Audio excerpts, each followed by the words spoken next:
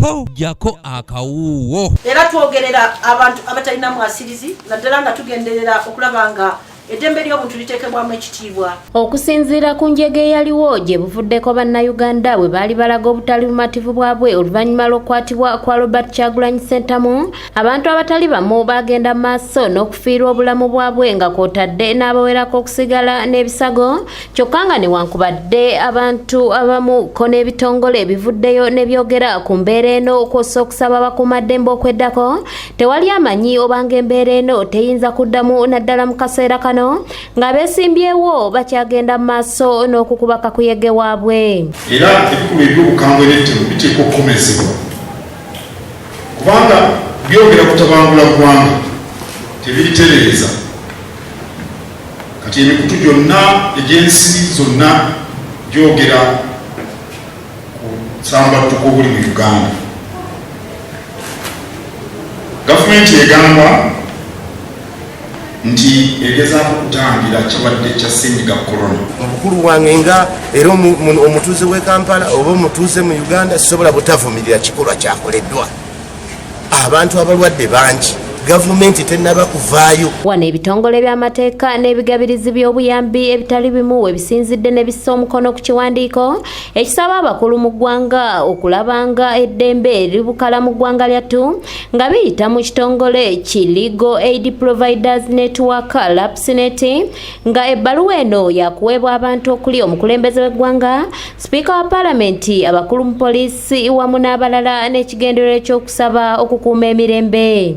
Tuwaddeyo okusaba kwaffe si kiragiro naye kusaba, era nga tusaba abakulembeze abatwala Uganda mu ngeri ez'enjawulo okubaako kye bakola okuziyiza okulaba nga omusaayi gw'abantu teguyibwa mu kiseera kino kye tuyitamu ekya elections.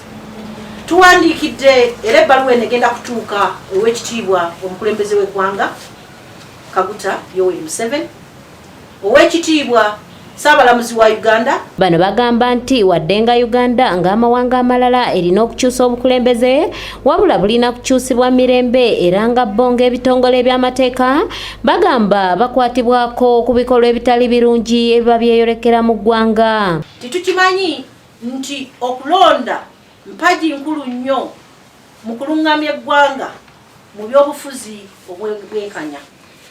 Era tubajuliza akawaayiro n'ambeemu akasemateeka wa Uganda akagamba nti obuyinza bunaabeeranga eri abantu era bo be banaasalangawo mu ngeri gye banaafugibwangamu. Tubajuliza akawaayiro ke tutalina kwewala aka 15 akateekawo okulonda omukulembeze w'eggwanga. N'olwekyo tukimanyi nti ffenna tuli mu kiseera ekizibu ennyo ekya COVID.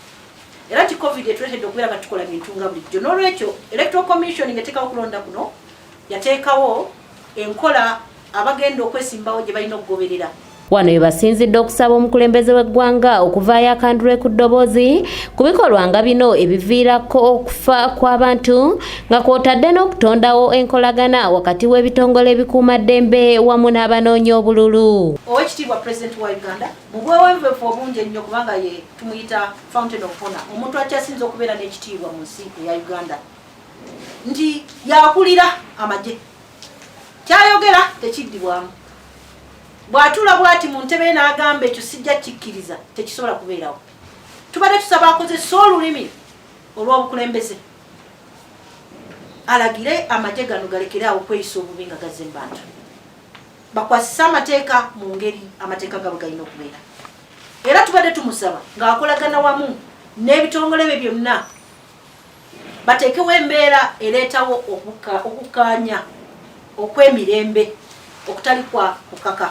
Okusinziira ku kibiina kino kya LAPSNet, ebbaluwa eno yakutuuka eri omukulembeze w'eggwanga, omukubiriza w'olukiiko lw'eggwanga olukulu, Saabalamuzi w'eggwanga, minisita akwasaganya ensonga z'amateeka, akulira akakiiko k'ebyokulonda, abakwasaganya ensonga z'amawanga amagatte mu Uganda, akola nga akulira akakiiko akalwanirira eddembe ly'obuntu, Ssaabaduumizi wa poliisi, akakiiko k'amateeka ka Uganda Law Society, abakulu b'amadiini mu nzikiriza ez'enjawulo nga kw'otadde n'abavuganya ku bifo by'obukulembeze bw'eggwanga, kyokka nga bano bonna basabiddwa okubaako ne kye bakolawo okuleeta eddembe mu Uganda. Omukulu sipiika wa Parliament oyo ye tubadde tumusaba omukyala Rebecca Kadaga ayite mangu bunambiro palamenti yaffe erirudda wanga abantu baffe bafa bali mu kunoonya bululu banakoma wani anabakomyawo nga abantu bafudde so tubadde tubasaba bateekewo olukiiko olwambagirawo lwogere ku bigenda mu maaso mu Uganda bawe okuwabula